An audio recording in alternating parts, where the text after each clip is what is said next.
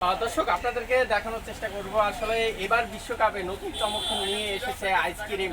যে আইসক্রিমটি আপনাদেরকে দেখানোর চেষ্টা করছি। আসলে আইসক্রিমে তিনটি কালার করেছে। একটি হচ্ছে আর্জেন্টিনার কালার, যেটি দাম হচ্ছে 20 টাকা, এবং অন্যটি হচ্ছে একেবারে ব্রাজিলের যে কালারটি রয়েছে, একেবারে ব্রাজিলের জার্সি যে কালার রয়েছে, সেই জার্সির কালার মতন কিন্তু একটি আইসক্রিম বানানো হয়েছে।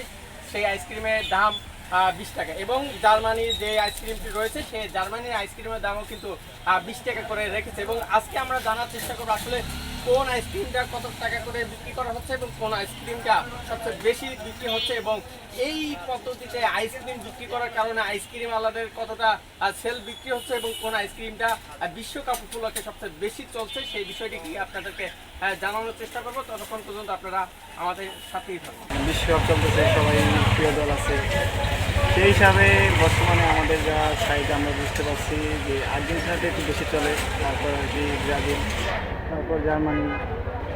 কাস্টমার সাইজ অনুযায়ী এখন আর্জেন্টিনাতে একটু বেশি চলতেছে, সবগুলোই সেন্টার 20 টাকা করে। এটা মোটামুটি ভালো, কারণ এটা কোম্পানি বিজনেস বলেছি, সেই জন্য এটা সিস্টেমটা রয়েছে। যেহেতু গরম পড়তেছে সেই হিসাবে আইসক্রিম সাইজ একটু বেশি, মোটামুটি সেম ধরলেই চলে। আমাদের কাছে আর্জেন্টিনাটার চাহিদা একটু বেশি হয়ে যাচ্ছে বর্তমানে। ব্রাজিলেরটা চাহিদা একটু কমই যাচ্ছে, কিন্তু আর্জেন্টিনাটা আমার প্রতিদিন কার্টন শেষ হয়ে যাচ্ছে, এক কার্টন করে আর কি। কিন্তু ওটা একটু কিছুটা কম যাচ্ছে আর কি। আর্জেন্টিনার সাপোর্টার বেশি, আর্জেন্টিনার ভালোবাসার মানুষ বেশি, তাই চাহিদাও বেশি।